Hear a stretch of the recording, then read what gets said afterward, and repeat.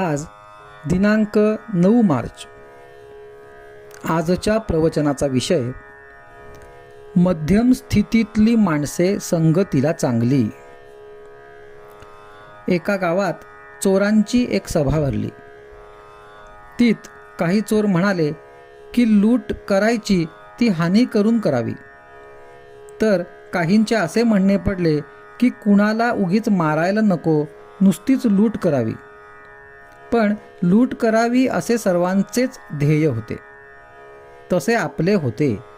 एक म्हणतो व्यवहारदृष्ट्या प्रपंच करावा, दुसरा म्हणतो तसे नव्हे, योग्य अयोग्य पाहून प्रपंच करावा, तर तिसरा म्हणतो स्वतःचा स्वार्थ साधून प्रपंच करावा. परंतु देवाचे अधिष्ठान ठेवून प्रपंच करावा असे कुणीच म्हणत नाही. सगळ्यांना प्रपंच हवा आणि देव असला तरी चालेल, म्हणजे प्रपंच तेवढा खरा असे ते मानून चालतात. देवाविषयी मात्र त्यांच्या मनात संशय असतो. वृत्ती कितीही अस्थिर असलेली त्यांना चालते. दारू पिऊन बेहोश झालेला माणूस मनाला येईल ते गाणे गातो. असा एक दारुडा गाणे गात असताना दुसरा दारुडा त्याला म्हणू लागला की अरे, हे असले गाणे काय म्हणतोस, तुला काही कळत नाही.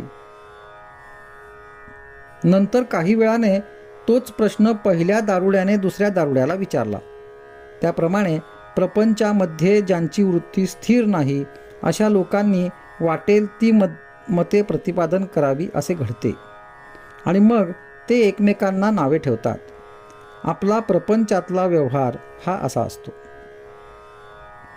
आम्हाला बंधने नकोत असे म्हणणारे लोक वेडेच समजले पाहिजेत. समाज हा बंधनाशिवाय राहूच शकत नाही. खरोखर नोकरीमध्ये फार त्रास नसेल तर ती मालकी इतकीच सुखाची असते. उलट कित्येक वेळा मालकीमध्येच फार त्रास असतो. व्यवहारामध्ये आपण दुसऱ्याची लबाडी ओळखून वागावे, एवढीच लबाडी आपल्यामध्ये असावी. पण आपण स्वतः लबाडी करू नये, म्हणजेच आपले डावपेच किंवा लबाडी लोकांना फसविण्यासाठी नसावी. लोकांकडून न फसण्या इतकेच आपण व्यवहारी असावे. व्यवहाराच्या दृष्टीने बघितले तर मला मध्यम स्थितीतली माणसेच जास्त भेटली. ती व्यवहाराला आणि संगतीला फार चांगली असतात, कारण ती सर्व बाजूंनी मध्यम असतात.